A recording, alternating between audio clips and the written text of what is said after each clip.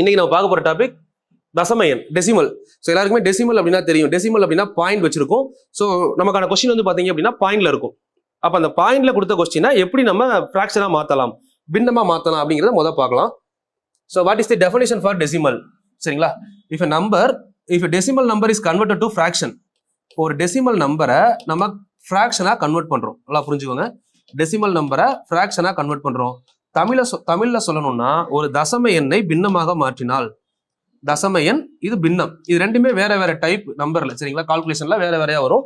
So இதை ஒரு நம்பரை இன்னொரு நம்பரா மாற்றும் போது பகுதியில என்ன வரும், அதுதான் விஷயம் உங்களுக்கு. இங்க வந்து எக்ஸாம்பிள், இப்போ ஒரு நம்பர் தள்ளி புள்ளி வச்சிருக்காங்க அப்படின்னா 0.n இந்த இடத்துல. ஸோ அதை நம்ம பின்னமா மாத்துறோம் அப்படின்னா n/10 அப்படின்னு வரும். ஏன்னா ஒரு நம்பர் தள்ளி புள்ளி வச்சிருக்கு. இப்போ எக்ஸாம்பிள் 0.0n அப்படின்னா நமக்கு n/100, இது எல்லாருக்குமே தெரியும் நார்மலாவே, சரிங்களா? இப்போ நம்ம நம்பர் எக்ஸாம்பிளே எடுத்தீங்கன்னா ஃபர்ஸ்ட் ஒன் பாருங்க, 0.3, சரிங்களா? 0.3 நம்ம என்ன எழுதலாம், 3/10 அப்படின்னு எழுதலாம். 0.63 இதை நம்ம எப்படி எழுதலாம், 63/100 அப்படின்னு எழுதலாம். ஸோ இதுக்குள்ள இன்னும் உங்களுக்கு இன்னும் கன்வர்ஷன் டைப்ஸ் நிறைய இருக்கு. நான் ஒன்று சொல்றேன். ஃபர்ஸ்ட் பேசிக் பார்த்துக்கோங்க. பாயிண்ட்டுக்கு அப்புறம் ஒரு நம்பர் இருந்தா கீழே 10, பாயிண்ட்டுக்கு அப்புறம் 2 நம்பர் இருந்தா கீழே 100. இது நார்மல் அஸ் யூஷுவல். ஸோ இதுல வந்து பாத்தீங்கன்னா அடுத்த லெவல். இப்போ எக்ஸாம்பிள் 2019 குரூப் 4 கொஸ்டின் இருந்தா எடுத்து பாருங்க.